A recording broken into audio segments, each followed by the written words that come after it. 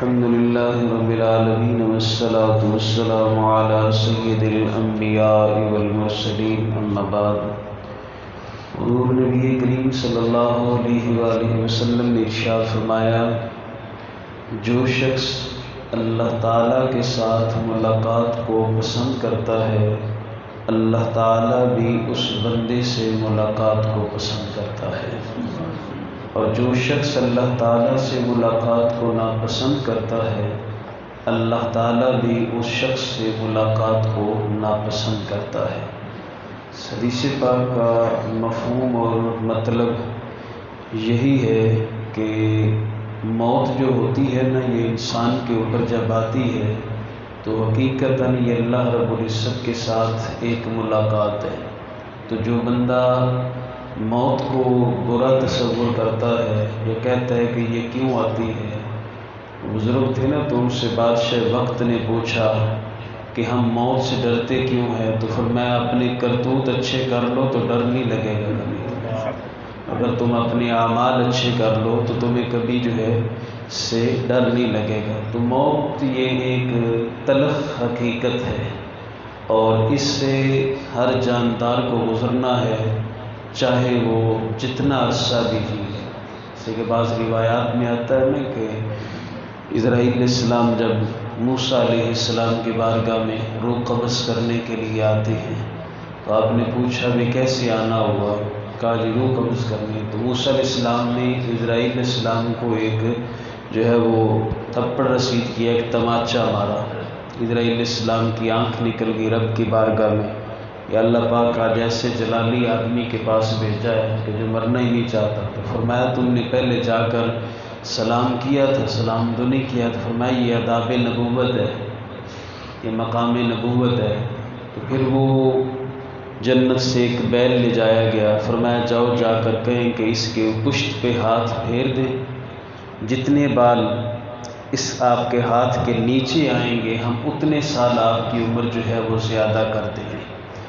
جب اسرائیل علیہ السلام وہ بیل لے کے آئے تو آ کر ساری روایات سنائی. فرمایا اسرائیل ایک بات بتا، میں ہاتھ پھیر دوں کتنے بال آ جائیں گے اس کے نیچے، اس کے بعد پھر بھی تو جانا ہی ہے. تو فرمایا جی ادو جانا تو پھر انہیں لے جانا، پھر ابھی جو ہے وہ تم لے جاؤ اگر اس وقت بھی جانا ہے. تو یہ ہے کہ اگر انسان 1000 سال کتنی عرصہ بھی اس کی زندگی ہو، لیکن بالآخر کل نفس ذائقۃ الموت، ہر جاندار نے جو ہے وہ موت کا ذائقہ چکھنا ہے. اور یہ موت کے حوالے سے حضور علیہ السلام نے واضح الفاظ میں بیان فرمایا، اس کو کثرت سے یاد کرو تمہاری لذتیں ختم ہو جائیں گی. جب بندہ لذتوں کے اندر پڑا ہوا ہے نا کہ مجھے یہ بھی سکون ملے، یہ بھی مجھے آرائش ہونی چاہیے، یہ بھی سہولت ہونی چاہیے، تو یہ ساری سہولتیں ختم ہو جاتی ہیں جب انسان کے پاس موت کا فرشتہ آتا ہے. بلکہ حضرت عیسیٰ علیہ السلام کی بارے میں ملتا ہے کہ آپ کے بارے میں مشہور ہے کہ آپ مردوں کو زندہ کیا کرتے تھے. تو آپ کے جو حواریین تھے ان میں سے کچھ نے کہا کہ یہ آپ بالکل تازے مردے کو زندہ کرتے ہیں جس کو کچھ دن ہوئے ہیں، مثال ہوئے، ہو سکتا ہے وہ مرا ہی نہ ہو تو زندہ ہو گیا. پرانا سا مردہ زندہ کریں نا پھر پتہ چلے کہ واقعی آپ مردوں کو زندہ کرتے ہیں. آپ نے فرمایا اچھا بھائی تم بتا دو کس قبر پہ چلے. تو وہ سام بن نوح کی قبر پہ لیا. سام بن نوح یہ نوح علیہ السلام کی اولاد میں سے تھے، ان کی قبر پہ لے گئے. حضرت عیسیٰ علیہ السلام نے وہاں پہ کھڑے ہو کے ارشاد فرمایا قم باذن اللہ، اللہ کے حکم سے کھڑا ہو گیا. جب وہ کھڑے ہوئے تو ان کے بال سفید ہو چکے تھے. عیسیٰ علیہ السلام نے ان سے مخاطب ہو کر ارشاد فرمایا بھائی تم نے تو اتنی لمبی عمر بھی نہیں پائی تھی، ہم نے سنا ہے تم تو جوان فوت ہوئے تھے، تو یہ سفید بال کیسے ہو گئے؟ کہا جب آپ کی آواز میرے کانوں میں پڑی نا تو میں نے سمجھا شاید میدان معاشر کے لیے سور پھونکا جا رہا ہے، تو اس کے ڈر کی وجہ سے میرے کالے بال بھی سفید ہو جاتے ہیں، کالے بال بھی سفید ہو جاتے. میں کتنا عرصہ ہو گیا تمہیں مرے ہوئے؟ 4000 سال. یہ 400 سال نہیں، 4000 سال. اتنا عرصہ ہو گیا مجھے جو ہے وہ مرے ہوئے اس قبر میں آئے ہوئے. تو فرمایا کیا محسوس کرتے ہو؟ کہا اب بھی محسوس کرتا ہوں کہ ابھی بھی موت کی تلخی میرے حلق کے اندر موجود ہے. بھی موت کی تلخی میرے حلق کے اندر موجود ہے 4000 سال گزرنے کے باوجود۔ بات یہ ہوتی ہے نا کہ جس کے اوپر یہ موت آتی ہے نا تو وہ اٹھ کر بتاتا نہیں ہے کہ اس کی تلخ حقیقت کیا ہے، کس قدر جو ہے وہ۔ حضرت عبداللہ بن عمر جو حضرت عمر فاروق رضی اللہ عنہ کے جو صاحبزادے ہیں، حضرت عمر فاروق رضی اللہ عنہ پہ حملہ کیا گیا تھا اور وہ خنجر ناف کے نیچے اس نے، وہ جو قاتل تھا اس نے کاٹ دیا تھا آپ کا پیٹ، اور آپ کا یعنی کہ اس وقت پیٹ کٹ چکا تھا اور طبیب کو بلایا گیا اور اس نے آپ کو شہد یا اور کوئی چیز پلائی، لیکن وہ پیٹ کے رستے باہر آ گئی۔ تو اس نے کہا کہ بھائی اب جلدی سے وصیت کیجیے، اب وقت باقی نہیں ہے زندگی کا، بچنے کی امید نہیں ہے۔ حضرت عبداللہ بن عمر اس وقت پاس بیٹھے ہوئے تھے۔ ابا جان ایک بات بتائیے، نہ تو آپ کی عقل ضائع ہوئی ہے نہ آپ کی آنکھیں، سب کچھ سلامت ہے، بتائیے موت کی تلخی کیا ہے، موت کی حقیقت کیا ہے؟